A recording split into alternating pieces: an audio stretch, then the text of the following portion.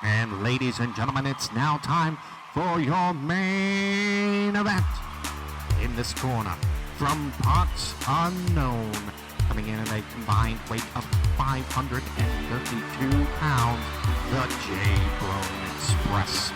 And in this corner, utilizing the Freebird rules, your tag team champions of the world, at a combined weight of 832 pounds, the Brothers in Kayfabe. And ladies and gentlemen, boys and girls, welcome to the Brothers in Kayfabe podcast. I am one of the aforementioned brothers here in the studio, recording for you the greatest podcast in the world. The tag team champions here, the Brothers in Kayfabe. We're not working, or we're working, brothers. We're not shoot brothers, but we're pretty close. Like I said, I'm one of your hosts, your brothers here. Jake, I'm going to kick it over to Jimmy. What's going on, Jimmy? Hey, how's it going? I'm one of the other brothers, Jimmy. Happy to be here in our virtual studio since we can't meet in person because of the lockdown. But it's cool, man. I'm doing fantastic. I'm keeping my sanity, and not using this time to do a lot of fun things. So.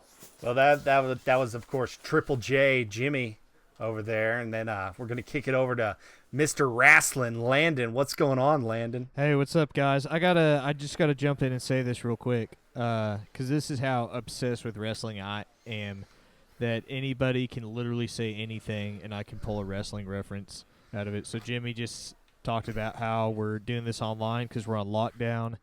Never forget TNA Lockdown, the all steel cage pay-per-view. I forgot about TNA Lockdown. No. Six sides of steel. Dude, it's, I was just talking about that the other day with you. Like, there was something that I said, and you just brought it right back to pro wrestling. Dude, and that's all I do. So, but, you can find us here on Anchor. We'll soon to be on iTunes. I believe we'll be on Spotify at the same time as Anchor. You can also find us on Twitter now.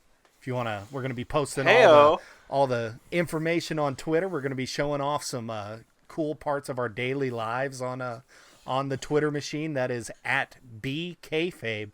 That is the letter B, then Kayfabe, Kayfabe. If you don't know how to spell it, you're looking straight at it on your iPhone or your Samsung device. So, bros, what's going on? Like, man, it's been a week.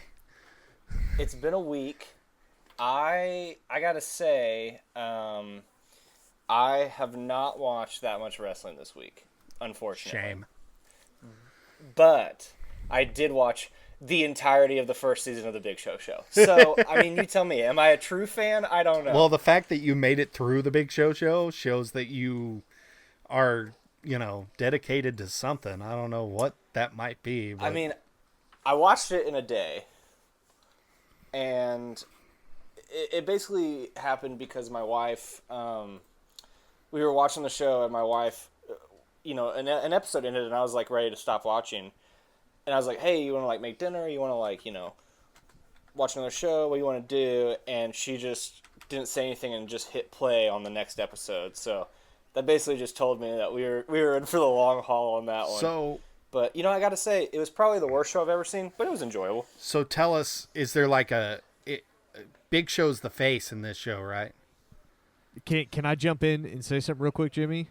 So I just want to say this. So last week, on episode 1, at the end of the episode, Jimmy talks about how he's getting ready to watch the Big Show, and I just seen a picture from it, nothing else. I just saw the title picture of it.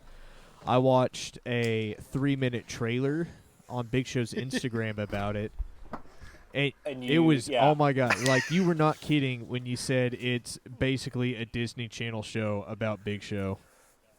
Dude, it's so bad, guys, that I don't even know what to say. I don't even know what to say. Okay, let me say this. There's some saving graces It's not worth watching, but the saving graces are there is some cameos from other wrestlers. Okay.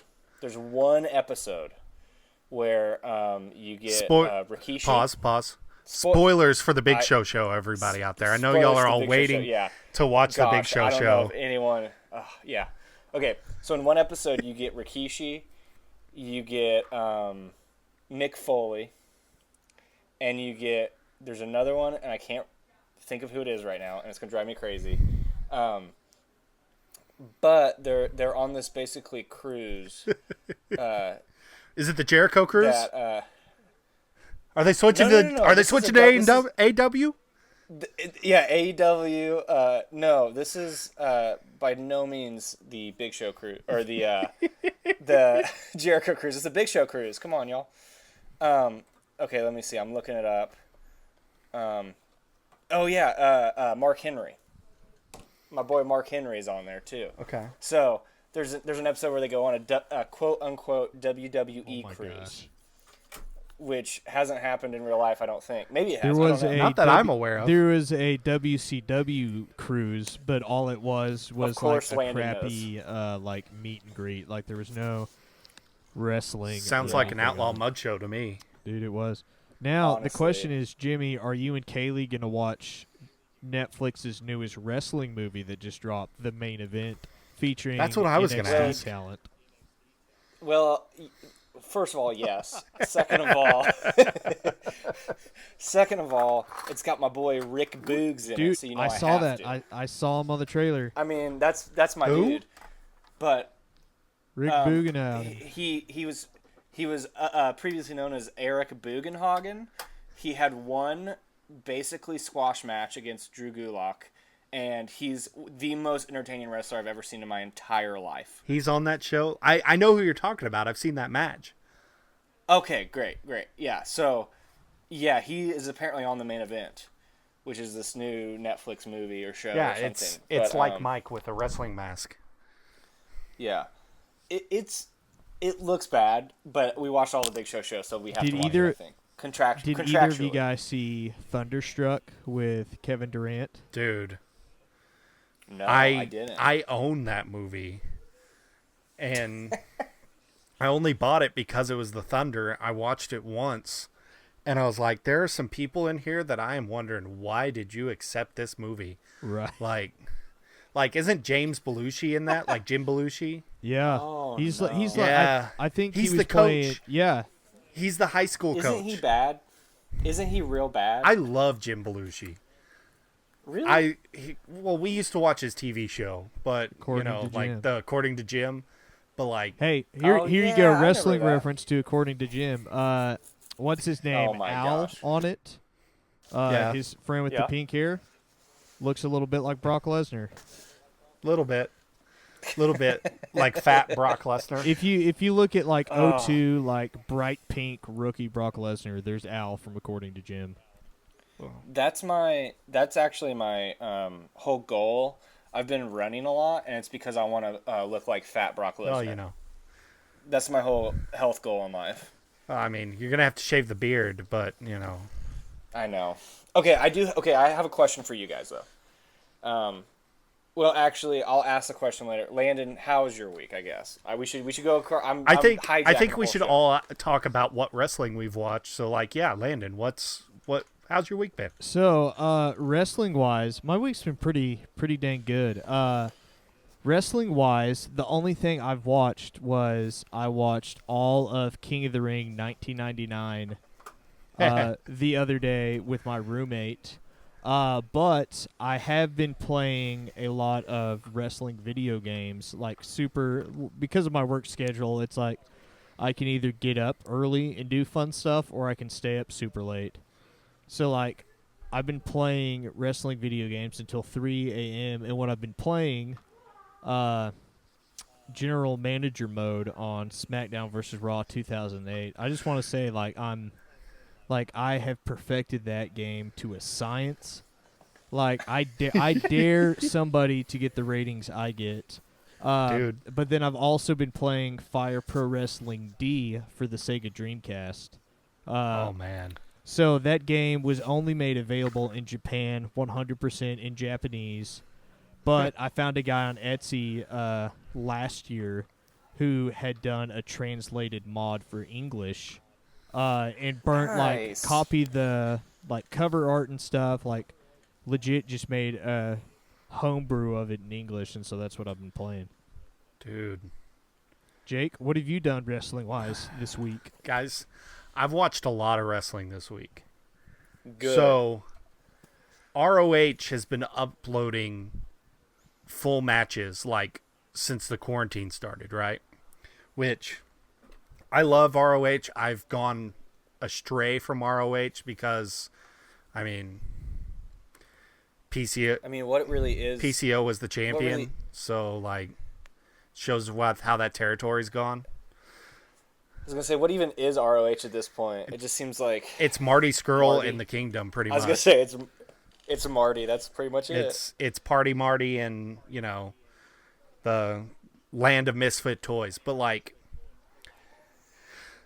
okay, so it started out, they put up the G1 Supercard from WrestleMania weekend last year. So I started watching that, and I watched the Honor Rumble, which is started it out. It's, basically the Japanese, Wrestle Kingdom Rumble match that they have. Yeah. It's a battle royal, but everybody, it's a Rumble, so it's Royal Rumble rules. They're just calling it a Rumble. So I popped so hard in this match because King Haku comes out and enters the match. He walks to the ring, and it takes him at least, I think another wrestler came in 5 seconds after he got into the ring. That's how long it took him to get to the ring. And he came out at number 28. He was one of the last dudes in. And, it was an okay match. Kenny King wins the match. And, I guess he was a heel at the time. I wasn't really watching ROH at the time because, at that time I really wasn't watching wrestling at all except for old stuff. But another reason I popped in that match is the Great Muta shows up. That Great Muta, the Great Muta. Tell me more. And he squares up to Haku, and they're both, barely able to walk. And it's just I wasn't excited about their work rate, of course, because they're both ancient at this point, but it was it's a 2019 show, and King Haku and Great Muta and Jushin Thunder Liger are in the same match. It's all these dudes that I love, and I love a bunch of their matches, but it's 2019 and here they are on ROH show. I understand. It's fantastic. I understand it's a New Japan ROH co-branded show, but it's an ROH show. It's what used to be the single ROH show on WrestleMania weekend, and now it's New Japan and ROH. So I watched that. There's really nothing to really say about that. Kenny King powders halfway through the match and then does the hide spot. You're gonna say something, Jimmy? You continue. I have something to add after. Okay. Well, he does the chicken, heel move of hiding throughout the whole match so he doesn't get eliminated. And then he comes in, and I want to say he eliminates Muta. I can't remember. I need to watch it again. But he eliminates someone who was getting a really big pop and ends up going on. And it was the winner got to face the ROH champion that night for the strap. So that was a good one. But I've got another match, but I want you to go ahead and add something if you're going to add something to that. I was just going to say I forgot that I did watch a wrestling match. Oh, Jimmy, go ahead and do it, dude. Okay, I don't know the second guy's name, but it is a Pro Wrestling Noah match that I sent to both of you guys. I don't know if either of you got around to watching it. But one of the wrestlers, his name was Go Shiozaki, right? He's by far my favorite wrestler this week. there was this match they did at Kurikan Hall, obviously Hallowed Grounds. And this match started with, no lie, a 31-minute stare down. You were telling me about this. Okay. I'm not even lying when I say it's 31 minutes. They don't move until like 18 minutes into the stare down. So Go Shiozaki is literally in the middle of the ring, right? And the other wrestler is like standing by one of the turnbuckles, and they're just staring at each other the whole time, and the camera is just going back and forth. And like every 5 minutes you hear like 5 minutes has passed, in Japanese or whatever. It's fantastic. Oh my gosh, it's unbelievable. Then about like 18, 19 minutes in, the wrestler who's standing by the turnbuckle slowly walks to the other side of the ring and stands by one of the other turnbuckles. And Go Shiozaki just slowly turns and follows him with his eyes. And they don't lock up till 31 minutes into this match. And then they go for it full speed, and they start like fighting, and then they go out of the ring, then they go around in the stands, because it's an empty arena match.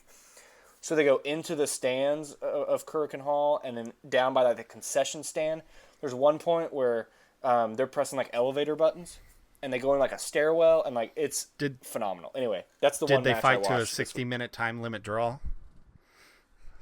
Because they did not, actually. It was close. That would have been amazing. It was close. Like if they fought to a Broadway, and after a 31-minute stare down.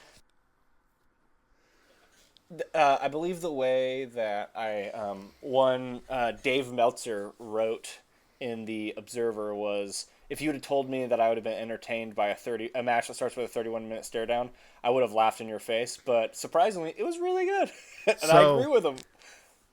I need to watch it. I'll probably skip through most of the stare down, but Yeah, I mean, definitely get a feel for it, because it is entertaining still. It's funny, but... So, I lied. I watched one match this week. Okay, Sorry, so go ahead last week I next talked one, about Jake. the ROH show that we went to. Went to ROH house show. I forgot that it was part of the Survival of the Fittest tournament that they do every year. So they taped it. And I didn't know that they had taped it. Well, they put up this match on YouTube, and I'm going, I've seen that match, but I don't know if that's the one I saw. So I turn it on, and it was no joke from that house show. I'm on hard cam side. I see myself like 4 or 5 times throughout this whole show. One of our good friends, Tad, that we were talking about last week without the teeth, he's right along the guardrail, so you see him the whole match. And it's Kikutaro versus Joey Ryan. And it's... Oh, man. Oh, yeah. No. He goes and he does the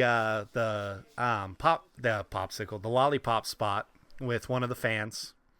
Everyone who watches pro wrestling knows what the popsicle or the I want to call it a popsicle every time. It's a lollipop. The lollipop spot with a fan.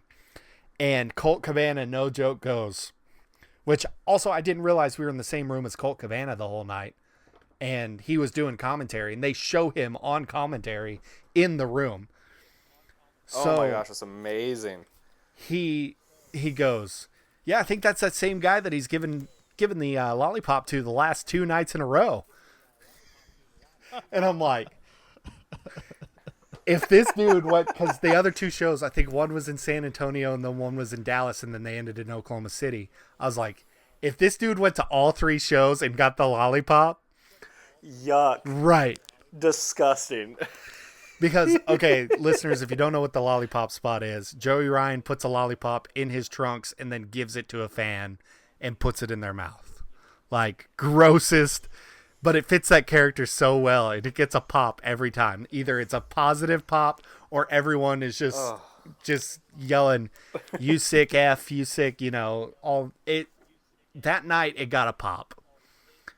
And so, I don't know if y'all know who Kikutaro is. Like, do either of y'all know the name. Wrestling Road Diaries 3. Yes, he's Wrestling on with Road Colt Diaries Cabana. 3. He is I think he either wrestled for Pro Wrestling Noah or for All Japan, but it was kind of like the original like Japanese comedic wrestler. Yeah. So Jimmy, if you don't know who he is, I'm going to show you a picture of him real quick. And Okay, cool. Yeah, I'm not. I think I know the name, but I don't. He know. is a masked. He is a masked wrestler. I've never seen any of his work. Who also wears a baseball jersey to the ring. And so here is Wrestling Road Diaries 3. Okay. Like goofy looking. My gosh. Yeah, I'm way into that. So it's Kikutaro, and I want all the listeners to go watch this match because it starts off right. It is on Ring of Honor right? YouTube, like the whole match. Okay. And Joey Ryan was a surprise. Like he yeah. wasn't on the card. Like he wasn't advertised for the shows.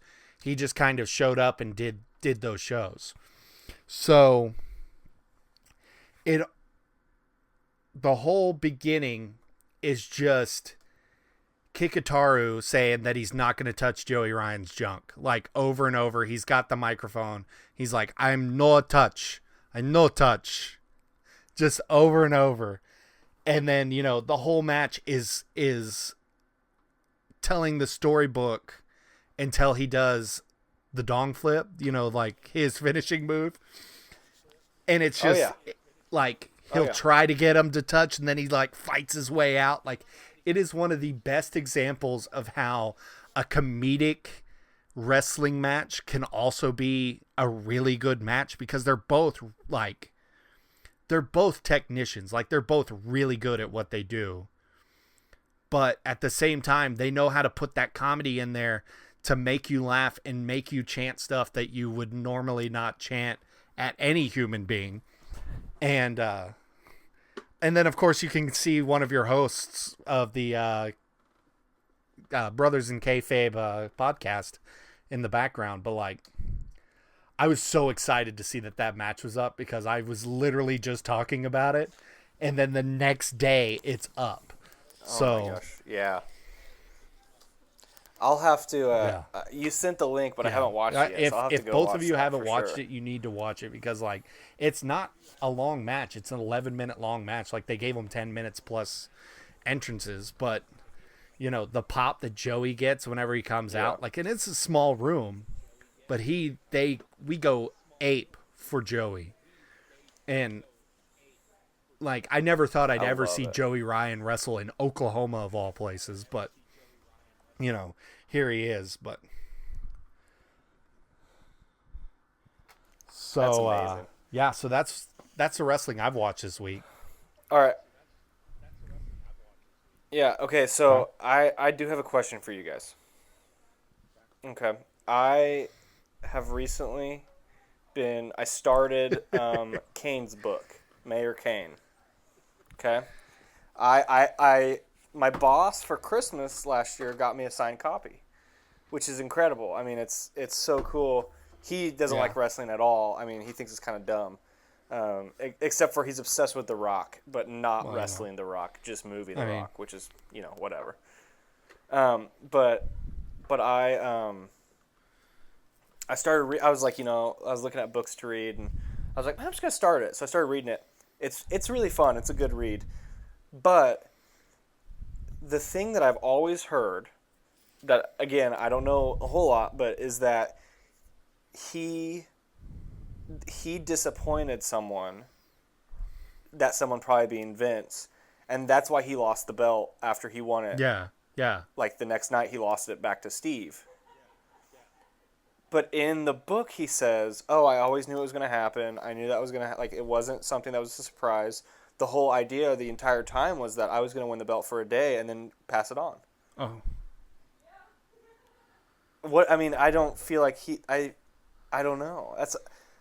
I'm curious because I haven't seen a whole ton of Kane matches, especially early Kane matches, just because I haven't ever, you know, sought that stuff out. I need to because I like Kane quite a bit. And, dude. Like Landon's roommate, that's like his favorite wrestler is Kane, and so I gotta check some Kane out, especially after reading the book too. But I've always heard he disappointed someone backstage, and that's why they dropped. I don't know made him much drop the about belt. that particular match. Like, I know that But I he don't know. lost the belt a night after, like the next day.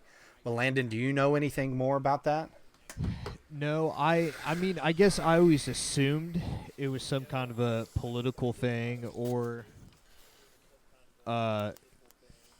it made me. My roommate and I, we talked about this a lot with whenever the Fiend got the belt. Is you put whenever you have like a supernatural wrestler that's like unbeatable, like nothing can happen. It's like you can do one of two things with him. You can have them remain unbeatable, or you can have them get beaten. And so I think for them, they may have like put themselves in a situation where it's like, oh, like let's do the unthinkable. Like Stone Cold gets beaten by this crazy monster. And keep in mind, Kane won the belt from Stone Cold following the Mick Foley Undertaker Hell in a Cell. Which I didn't know that, and I didn't know that freaking Mick Foley came out at the end of the Kane. That's right. Steve Austin match, which I'm like, how are you not in the hospital? Like at that point? match is like everyone forgets, and I think Stone Cold has pointed out that everyone forgets it happens, because it's like it was right after the most insane match in wrestling history. So I feel like maybe that could have been a possibility. Is like, hey, like Kane's got the belt, like he's unstoppable. Oh crap, he's unstoppable. Like, let's make it like let's have Stone Cold win it back in kind of a fluke way the next night, so that way like it doesn't discredit Kane as a monster, and we don't have to worry about like Stone Cold having something to do. I could also see them putting the belt on Kane because they knew like Mankind and Undertaker was going to be such a hot match anyway, regardless of what they knew was going to, actually go down that night, that they were like, well, we kind of got to pop that rating right at the end and get a new champion, but like our plans are for Steve, Right. Well, Yeah. no, go ahead, man. Go ahead. I was also curious. Oh, go ahead. Oh, I was just gonna say I was also curious because he talks about his early wrestling career in this, and this brought up a thing where I don't know. Again, I don't know a whole lot, and so it seemed like he was working the indies, much like guys work the indies now and then get signed to NXT. So, were there guys back then who were like, okay, you look at someone like, oh gosh, I don't know, Right. Roman Reigns, right? Correct me if I'm wrong, but he seems like a guy, or even Charlotte Flair. They didn't work like indie dates really. Right. They just like got signed to NXT and then like went on, right? And so were there, and so like they seem like, like if Charlotte went and wrestled at AEW, that'd be really weird. But if, John Moxley goes, it makes sense because he's an indie guy. Back in the day. And so I just assumed that like Kane, because he's like a WWE guy for life apparently, I just assumed he was a product of the WWE. But that dude was like wrestling in Puerto Rico with Dutch Mantel, and he wrestled for Smoky Championship Wrestling or Smoky Mountain Wrestling. And so like I was like, oh my gosh, like were there more quote unquote WWE guys back then that are like a Roman or a Charlotte? From a historical perspective, it was just like for pro wrestling, like starting in the in the 1910s to the 1920s, you had it to where it was very like carnival based, like hence the strongman challenge, like wrestling a bear, stuff like that. And then you progressively take it to a higher level to where, like, in the 50s, you have Gorgeous George, who's, like, the first, like, real gimmick. And you start having gimmicks. Yeah, and it's like, oh, like, we can make way more money adding, like, the entertainment side to it. Which then progressed into, like, hey, other towns want to do this. So that's how the territories all came about. And so, like, it's so weird to think because it doesn't exist anymore. Like, the closest territories we have are independents, but they're still so far and few between. So it's like people would. It was a lot harder to get back into wrestling because of how protected it was because of Kayfabe. Mm-hmm. Shout out to the Brothers in Kayfabe podcast. And so, like, once you found a way in to get trained, you would just, like, it would be within a certain territory, and that's where you would stay until you were big enough to move on to the next one and build a name for that. And then you have in the mid-'80s or early '80s, you have the WWF takeover when Vince McMahon Jr. Buys it and takes over. So it's like, for the longest time, all of, like, the WWE people had like already been established. Like Hulk Hogan was from Florida, Dusty Rhodes was from Florida, Macho Man was from Tennessee, like all of that, kind of that. But then, like in the '90s, well, in the mid to late '80s through the '90s, you really see like the first wave of territory wrestlers that, like, they don't break big until they get to the WWE or till they go to WCW. Like Sting, like, cool, like, he's a Blade Runner, like, nobody knows what that means, and then all of a sudden he gets to WCW, becomes Surfer Sting, and he's just like this crazy baby face.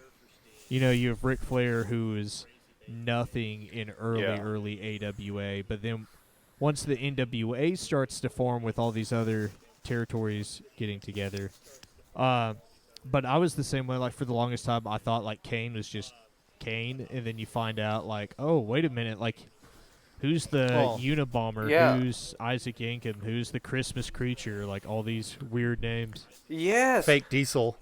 Like, I knew about it. Exactly. I knew about Isaac Yankem, and I learned about Fake Diesel, like, not too terribly long ago. So I was like, okay, cool. So he was doing different gimmicks. But then I learned, like, oh, the Christmas Creature, the Unabomber, all these, like, crazy, like, characters he was doing in, like, Smoky Mountain Wrestling, which I got to find a way to watch. Like, I got your back, Jack. We'll make that happen. That's just too cool. But to add on to Landon's point, like, he was talking about the territories, and in the 80s, like, up until the mid-'80s, the territories were still a very big thing. And then Vince started taking over. He went and he plucked the biggest name from each territory. Like, Hulk Hogan was the AWA. Like, people don't realize Hulkamania started in AWA. And, like, Mid-South here in Oklahoma, the Junkyard Dog was Mid-South. Like, he sold out the Superdome. And so, yeah, like, back then there were guys that, you know, Vince plucked from wherever and made them WWE guys. But, like, the term indie wrestler, and Landon, you might, you know, say a little bit more on this too, really didn't become a thing until, like, the late 90s, early 2000s. Because through the 90s, you still had a couple more territories, but it wasn't like indie wrestling is today, where a show can just pop up anywhere. And so, what was the first, like, indie promotion? I would probably like go ahead, like Landon. Well, I was just gonna say, like, that's a super hard question to answer, because what it was, independent wrestling came off of, so in the territory days, you would have spot shows, which were just like, hey, we're gonna do Dallas and San Antonio on Friday and Saturday, but on Thursday we're gonna do Tyler, Texas. Like, doing, like, spot shows were just made for, like, hey, pick up some additional cash in some smaller regions and stuff. It's like with music concerts, like, you have the big towns you play, but if there's good enough, like, if there's a good enough opportunity, it's like, hey, well, I'll stop and play, like, a mini acoustic show or something and make a couple of extra grand for cheap. And so the independents came as like, oh, in the 90s, wrestling was so popular that people wanted more of it. And you had an increase, really for the first time ever, that wrestling schools started to open to the public. Exactly. Like when Shawn Michaels retired, he opened up the Shawn Michaels Wrestling Academy where Garrison Cade and Daniel Bryan trained at. And Wow. Obviously, you have Roland Alexander. Like, are you reading the labels? There you go. Jack in the Boxes. But it's like you got like the wrestling schools. So like wrestling, like for people who weren't like in the midst of it, I think it's crazy. Like I don't think they can really comprehend how mainstream and huge wrestling was. Oh my gosh! During the Attitude Era, like say what you want about like the content that they put out, but it's like popularity wise, like is undeniable. So that transferred to where it's like, oh, like hey, like we need to start a local wrestling promotion because everybody likes wrestling and everybody wants wrestling. Like the first person that comes to my mind is a guy named Reckless Youth. He was kind of like people dubbed him. I think he debuted in '95. People like dubbed him like the original King of the Indies. Yeah. Because he was like the first guy in the late '90s who like as independent companies would start popping up. Like Ring of Honor didn't pop up until I think early '03, maybe late '02. They started with like an original like 9 tapings or something like that, but it's just like random podunk little outlaw mud shows. I'm just kidding. Just like these little like one-off shows. But then you have Reckless Youth who really paved the way, and then in 1999 you have guys like Colt Cabana and CM Punk start getting in. Wait a couple more years. Now you've got Chris Hero, you've got El Generico, you've got Christopher Daniels, you've got AJ Styles, you've got guys like that, Samoa Joe, who like in the very early 2000s are all like kind of they've been trained, but there's real like since there aren't territories, there's no place for them to go other than these small things, and so it's like. You have a couple guys who tried out for ECW and WCW in their dying days, and some that tried out for the WWF at the time. It's just crazy. You know, I want to say it would be interesting to go back and look. I think one of the... Let me see if I can Google it right quick. So, Matt and Jeff Hardy, when they started their company, Omega, I wonder what the actual year was and like how long they've been around. So they started in 1997 like as an official entity. Obviously like before the Hardys got signed, like they had Omega that they would just kind of do backyard shows and like state fair shows without like being an official like organization. So I like to my knowledge, like I think like Omega might be like the longest running like big one. So yeah, like, and I mean, yeah, you can go and watch like CM Punk's doc from WWE, the Best in the World doc, and he talks about in around the same time working those matches in the barn. Yeah, that was for IWA South, I believe. And so like. I mean, and even in Beyond the Mat, they talk about, you know, Terry Funk and Jake the Snake working indie shows.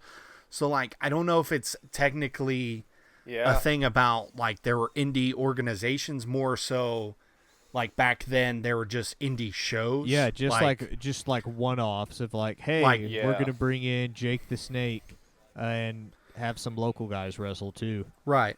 Like Bob's Tire Barn wants to put on a show, and Big Ricky so Jr. Big Ricky Jr. over here wants to put on a show, and they paid Jake the Snake $5,000 in a hamburger to come be on the show, and so that's your draw, and then you get like all these indie guys that are trying to break out, like the Reckless Youth type guy that Landon was talking about, and they make these shows, and then, you know, there was always a headliner. There was always some former WWE, WCW, NWA guy on top. And they would wrestle, just like in the territory days with Ric Flair, they would wrestle whoever the local hero was and put him over without losing. You know, like Ric Flair was the king of making you think that the local guy was gonna beat Ric Flair for the NWA title, but they just came that close, and then you bought tickets. So like that was the indie thought was, you know, well, we want these guys to buy tickets to the next show, so we're gonna bring in, you know, Terry Funk to come work a match, and him and, you know, Joe Bob Jenkins that's wrestling for our, you know, wrestling around in Oklahoma City, he's gonna, you know, go to 60 minutes with Terry Funk, and Funk is just gonna barely beat him, but because it's Terry Funk, like, you know, now all these people are fans of this dude.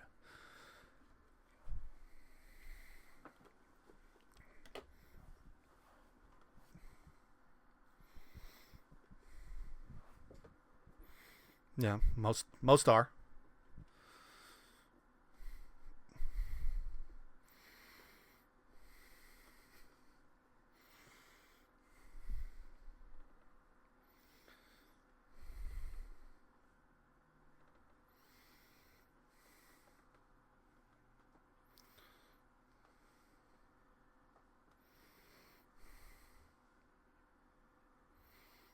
Yeah.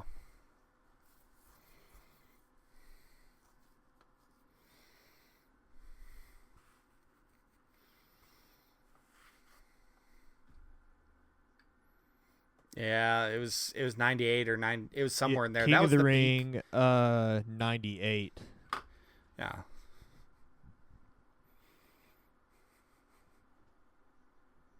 Mm-hmm.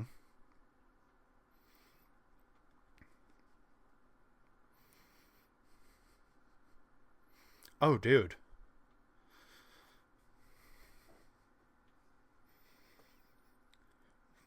Here's a crazy thing is Roman Reigns has been on top longer than the Attitude Era actually lasted.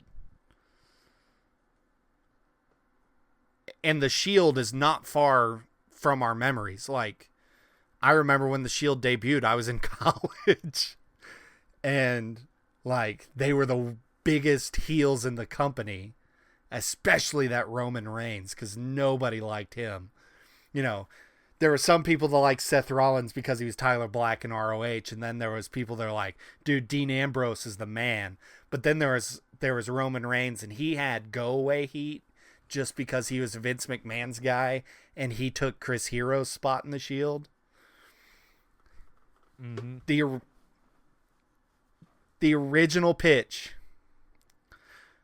because supposedly CM Punk was the one that made the pitch for the Shield, and they were going to be his lackeys. They were going to follow him around while he was the heel champion. Now, it kind of started that way, but like, you know, he went to Vince and was like, I want Dean Ambrose, I want Seth Rollins, and I want Chris Hero. You know, Cassius Ohno. I want these three.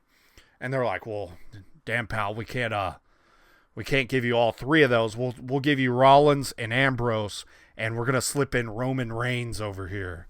You know, you get your two guys and we get our guy. And so he was like, okay, cool. Like, he wanted Hero the most because that's his buddy, but like, you know, they worked Chicago together, but you know, I've always seen it as this. WWF, WWE has always been like pop music, and indie wrestling is like punk rock. Like, both groups have passionate fans, but like, you know, WWE is a little easier to digest for a common fan. A common fan might watch a PWG show and think, holy crap, what did I just watch? Like, whereas like, there's some people that are like, dude, this is the greatest thing I've ever seen in my life. Inject it right into my arm.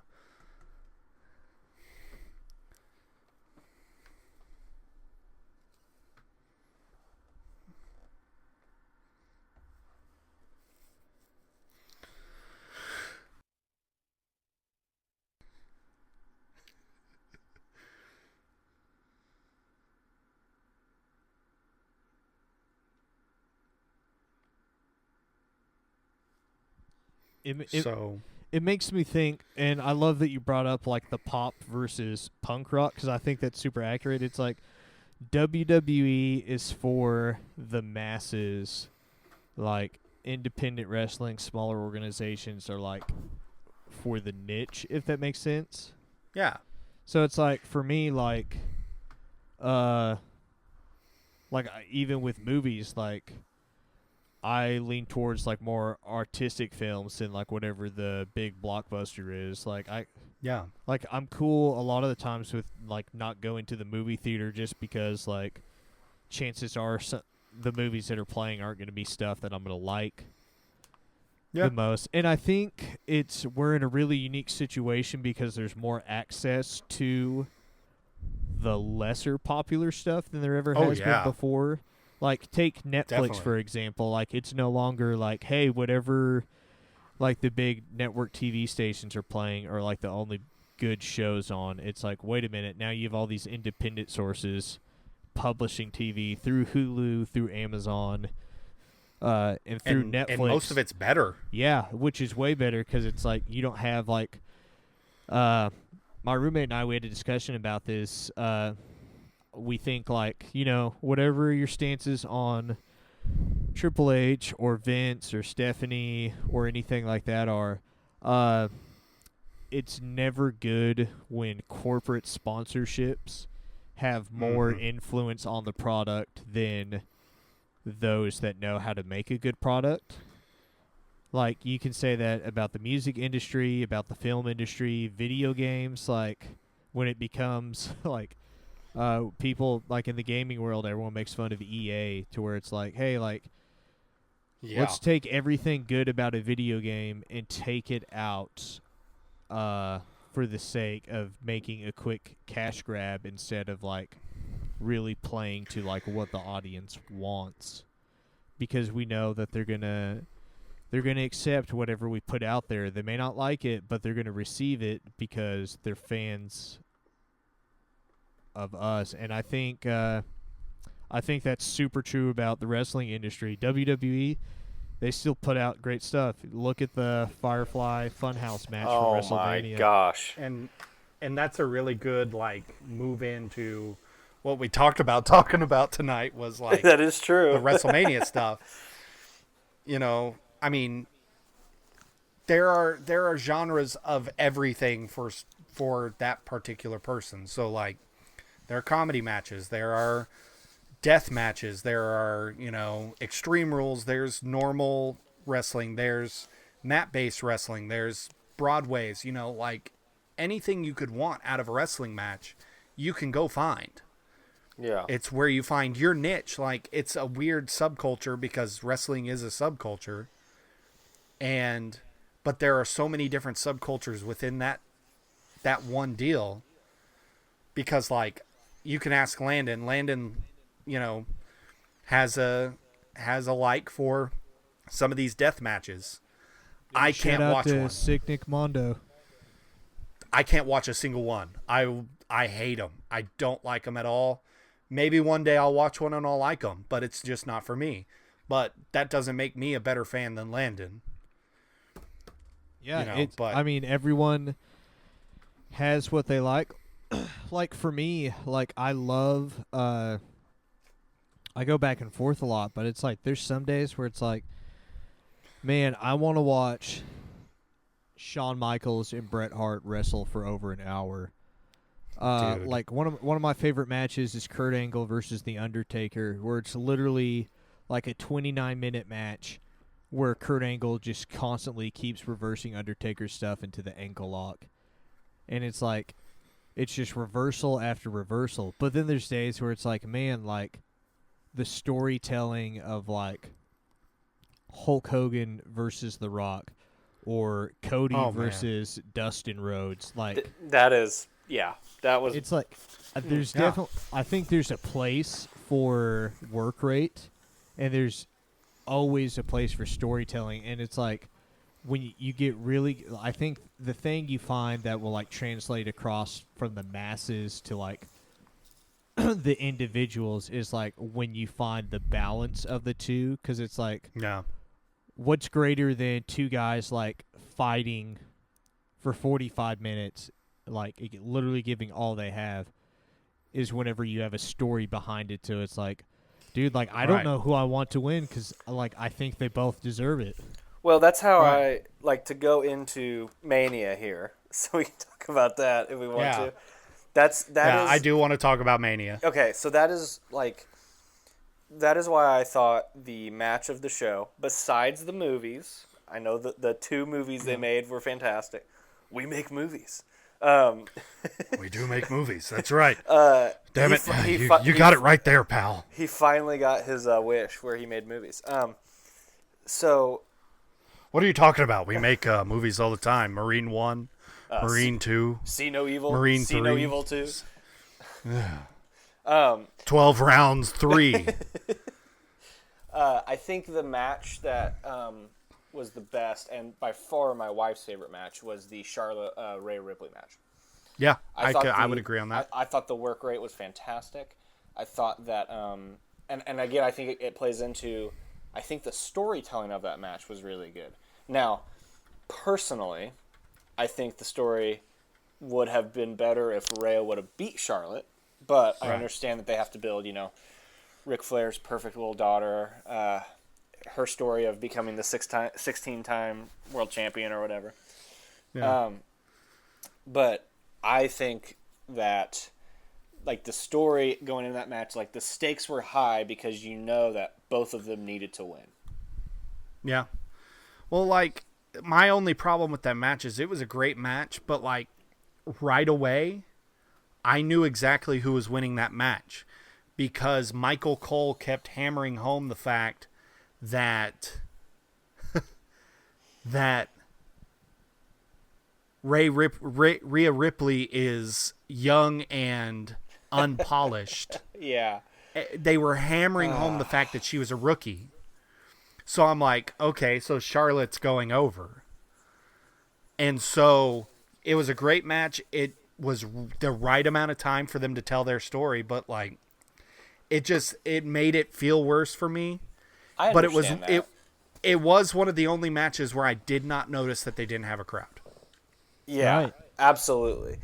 I think it was such a good match. And like I said, my wife is a huge Charlotte fan. I mean, just massive Charlotte fan. So she was very excited and thought it was a fantastic match. Yeah. I would agree. Like, I think, Jake, you brought up a good point. Like, I'll agree, like, for me, other than, like, the two movie matches, like, that was the only match that I didn't notice there wasn't a crowd. Because what they were doing made sense. Like, the natural storytelling was there, like, leading up to the match and then during the match. That made sense. Like, everything, like, there were some good moments in the other matches and some good things that happened, but it's like, it sounds so weird to say, like, this WrestleMania didn't feel like a WrestleMania just because the energy wasn't there. Right. It did not. There was no energy in the room. And I think, that ultimately was what made some of the other matches that were good I didn't enjoy them as much. Because, like, for instance, ladder match, fantastic. It would have played so much better to a crowd. Like, that's... Oh, dude. It just... I was like... I kept thinking, why are you bumping like that in front of nobody? Like, it's like...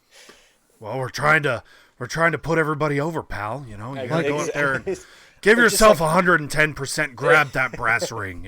Like that felt like the most awkward match to me. Because that was the match where like everybody's breathing was so like captured. And like every little grunt, and it's like you don't have the reaction. Like you hear the impact of the move, of them like bouncing on the ladder and stuff, but it's like you don't have like the massive roar of the crowd behind it. So it's like whenever like John Morrison is like crucified at the end and like just dies on top of the bridge ladder, it's like it's just dead silent. I know, could you imagine the pop weird. During that match too? Like it would have been the crowd would have been insane during that match. It would have been massive. I think I definitely think that was probably like it was up there with the Charlotte and Rhea match though in terms of work. Yeah, rate. I'd agree. Like, those guys just like put their bodies on the line. I will say the one match I didn't watch was I didn't get to see the Bayley match because I went to the bathroom during that. I don't know if I missed anything really there. Not really.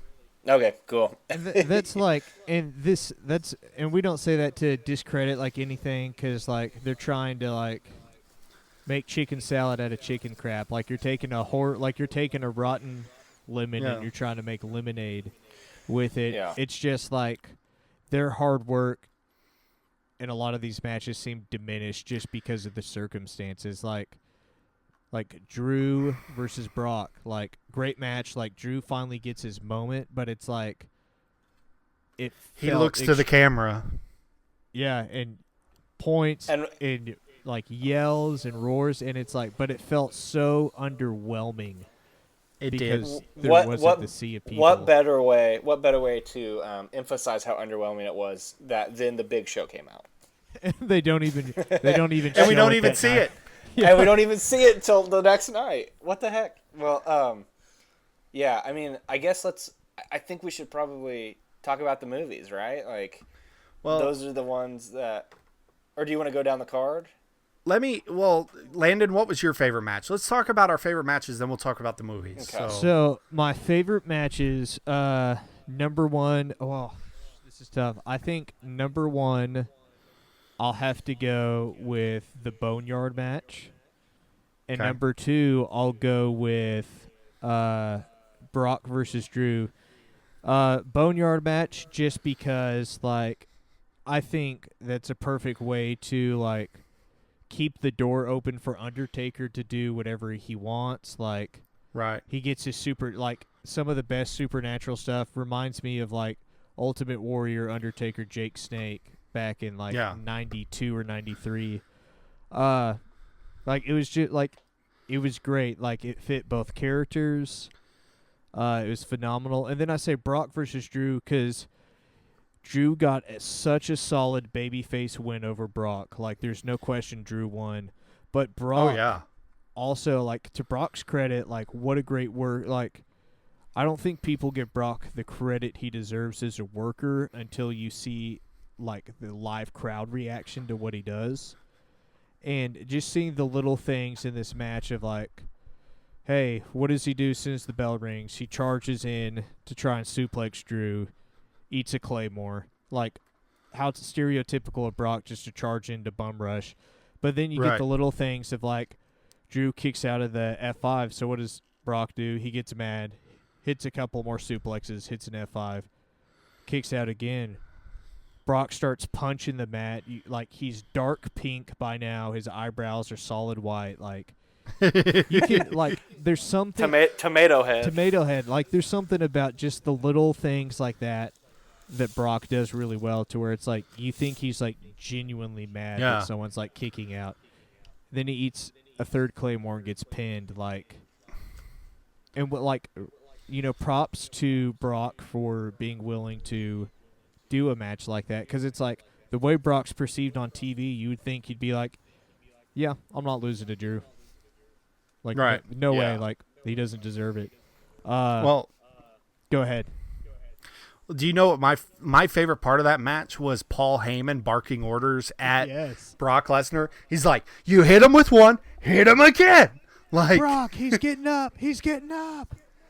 Give him another one. He goes, you just keep hitting him. He cannot kick out forever. And I was like, oh, my God. And, like, it's the little things like that, like, elevate it to a whole new level. Yeah. Let me ask this question, because I feel like the most divisive match of the night was Randy Orton Edge. Oh, man. Yay or nay? I was so excited for that match. Me too. I was so excited, and I did not like it. Me either. Landon? I will say, and this is coming from a, like, loud and proud Edge and Randy Orton mark. I liked it. The match should have been way shorter. So it's the second longest match in WrestleMania history, behind only Brett versus Shawn. The official timestamp was like 43 minutes and like 40 something seconds. I like tuned out because it was so long. And Edge, go ahead, Jake. According to the match time, it's 36:35. So what happened was on I haven't listened to this episode. I was just watching a recap of it on Corey Graves' After the Bell podcast. Edge was a guest on there this week, and he said basically they were told to go out there and do what they want and to like take however long they wanted. So they intentionally went like ridiculously long just for the sake of doing it, and they got back, saw how long the match was, figuring like, oh, they'll probably trim it quite a bit. Just because that's why they built in the transitional parts of going into different rooms. And take away the Benoit spot, because my goodness. Gosh. Like, that was rough, right? Like, that's not just me. I was like, this is so uncomfortable, like the week after Dark Side of the Ring. Exactly. Oh, it was bad. That was in poor taste. It was so fresh in my mind, and then I saw that, and I'm like, he is Benoiting Edge right now. And it's like the fact that it's like all over Twitter. Like, if you looked at Twitter during it, that's how it was. But Edge, like, even said himself, like, he was shocked that, like, they left the match in its entirety. I can hear Vince. I can hear Vince getting the tape. well, damn, pal. How long did you say it was? 36 minutes of them just fighting all over the PC. Put it in the can. Let's do it. Yeah, and it's like it's like there was bound to be one match, if not more. Like, I'm surprised there wasn't more matches that went way too long just for the sake of like, hey, we need content filler. Yeah. Like the fact this week on Raw, I didn't watch it, but it's like the tag title match. Like, they have the tag title match, and then their ring valet girls come out and interfere, and so then they have a match. And then that evolves into all of them having a six-man tag match, and it's like the fact that it's like, well, that's basically one match that's an hour long. And I think we're gonna see so much of that as they continue to do the from the Performance Center matches, just because they're desperate to continue to fill that airtime for the sake of sponsorships and not breaching their TV contracts. Well, you saw that they're allowed to go live again, right?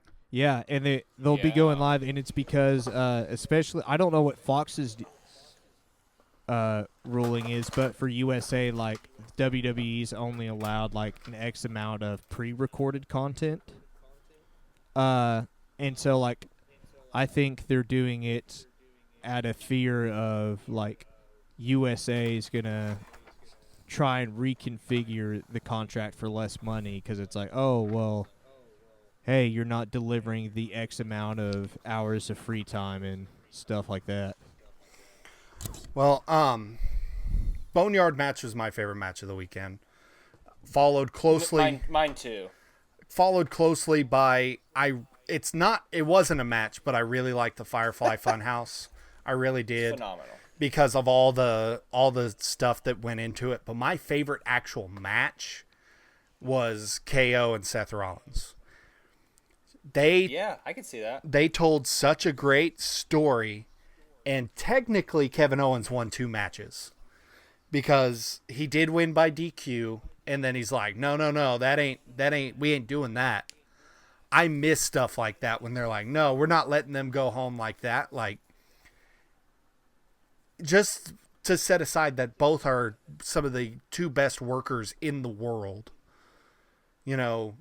Seth Rollins, I could do without him on the mic ever again as a face. As a heel, he is phenomenal. He is amazing as a heel, because you hate him to death. You're not wrong. I mean, I like his current character just because he ruffles all the feathers. I mean, I understand, like, it's not the coolest character in the world, but, like, the dude knows how to get over and make you hate him. Yeah. And so I am already a Kevin Owens mark as it is from watching these old ROH tapes. I mean, he looks a lot like Kevin Steen. I don't know if they're related or not, but they look a lot alike. And but like, you know, their work rate in it, you know, them going to a no DQ, and then of course Kevin coming off the Wrestlemania sign. Like, are you kidding me? Wild. Could you imagine that match in the actual stadium? Because his idea originally was he wanted to jump off of the pirate ship at Tampa Bay Stadium. I would have lost my mind because they got that giant. If that happened, they got that giant Buccaneer ship because that's where the Buccaneers play. But like, you know, it's amazing. We're, you know, let's talk real quick about Boneyard, and we'll tag on to what Landon was talking about with the Boneyard match, and then Firefly Funhouse. I mean, we got to talk about the idiosyncrasies on that one, like, because it was. I think it's the perfect way for Taker to go forward. Yeah. Like, he needs to do at least one more real match as a retirement match. Like, he needs to. I feel like you got to bring the dead man out. You got to do it. I don't know who to, but if that was the last thing Undertaker ever did was the Boneyard match, I would have been totally fine with that. Like, it was amazing. He called AJ Allen. He he buried him. He tombstoned Carl on the freaking roof of that barn. Like, he fought his... Like, when the moment I was sold is when all the Druids came out. Yeah. And he just goes, if we're going to go, let's go. And he started beating the crap out of him. And I was like, what? I want more of that Taker. Excuse me? Like, just, if we're going to go, let's go. You guys... I mean... And then if you guys haven't seen this clip, I'll send it to you. After Brock Lesnar lost to Cain Velasquez in the UFC, the Undertaker was actually like cage side for the fight, and he's interviewing him. You want to do it? Yeah, exactly. Like, I've no joke. Like, since the Boneyard match, I've watched that clip at least once a day because it's like Undertaker's. Have you seen the clip, Jimmy? Oh, dude, No, I'll send it to you. Lay it out. I need to see that. So, Brock Lesnar's just lost to Cain Velasquez. Like, ugly fight. He's not champ anymore. Like, Brock got beat bad, like, is busted up, real bloody.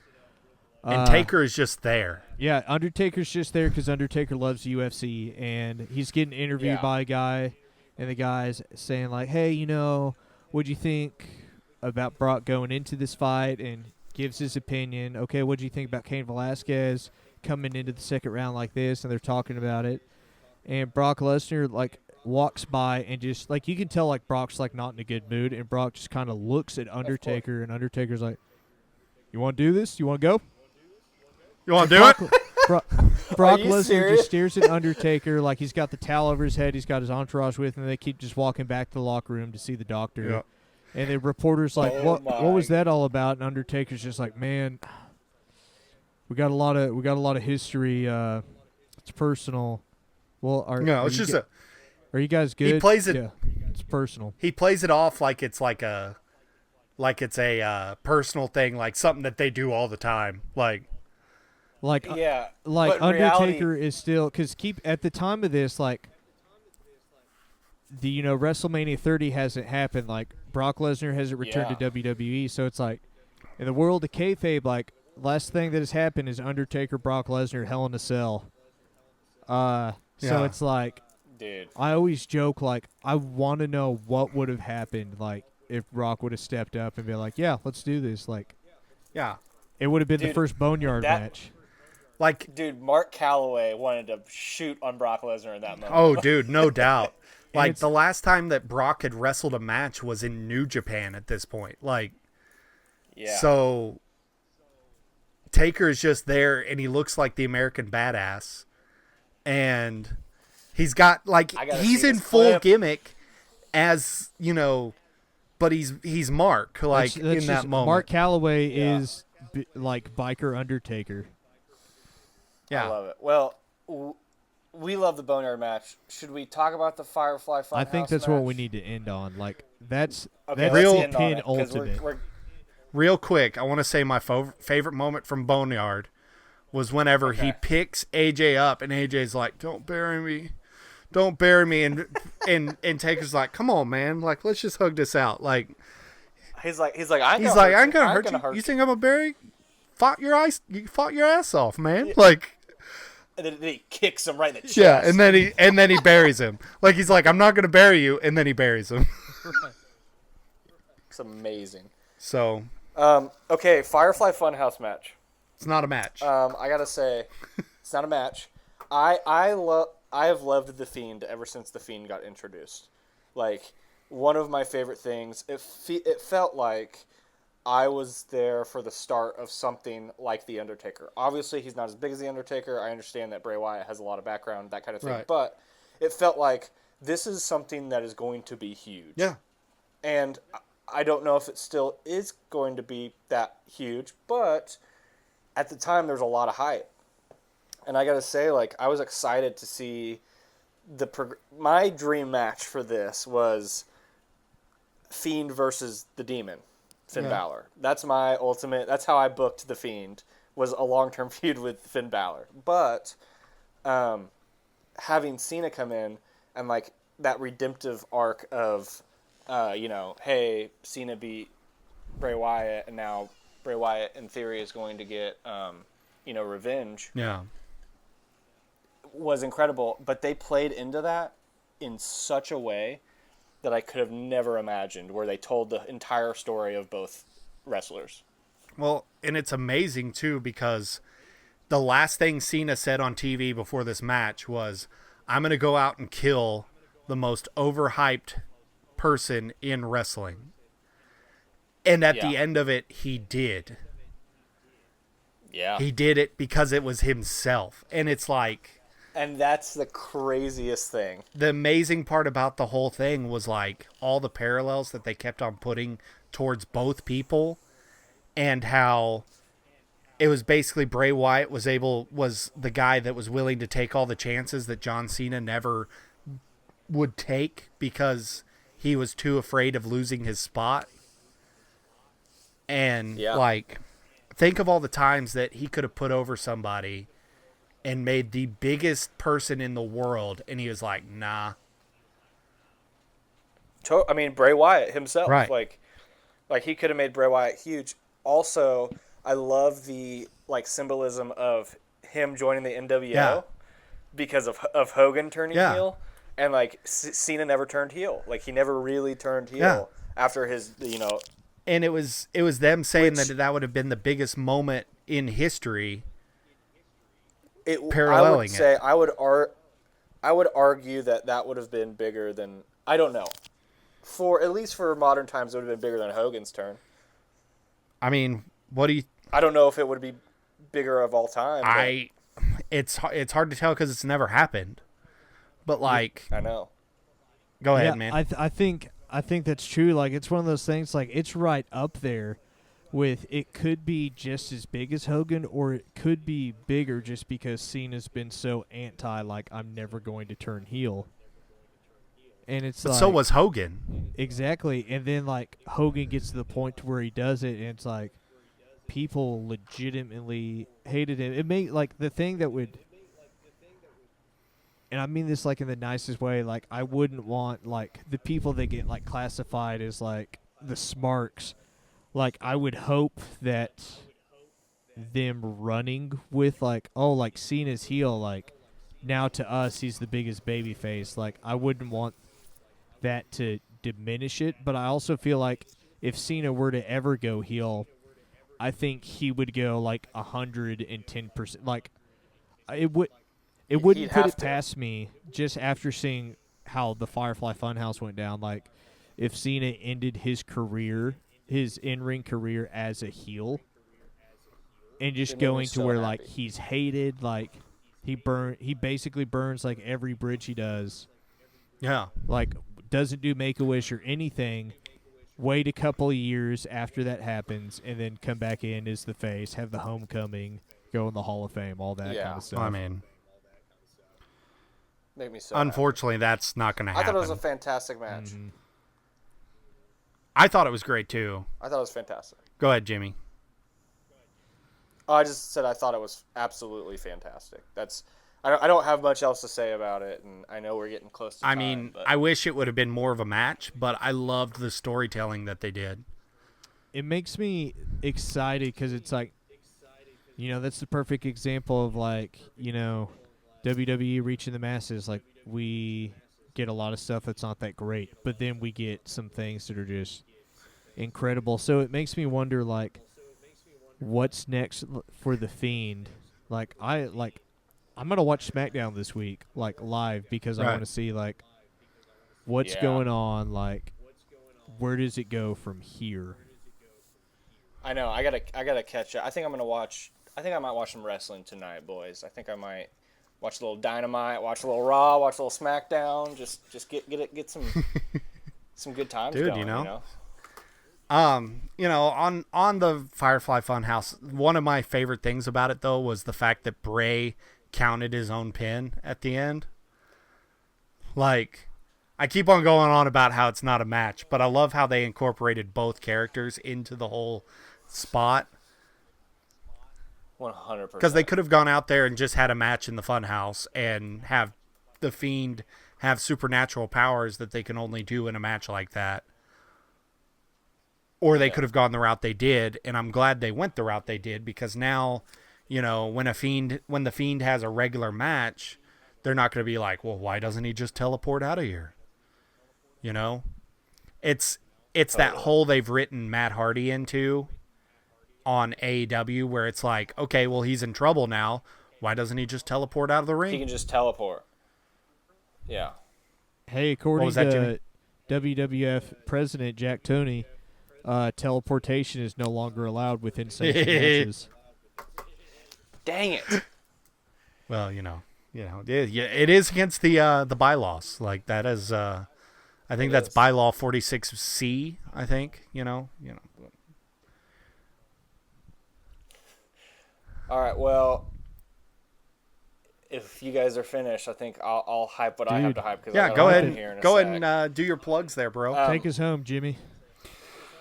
Basically, I'm Jimmy. I have a podcast with my lovely and beautiful wife. It's called the Date Bit Podcast. We talk about video games and all things our life. We talked a little bit about Wrestlemania. That episode won't be coming out for a while, but it's fun times.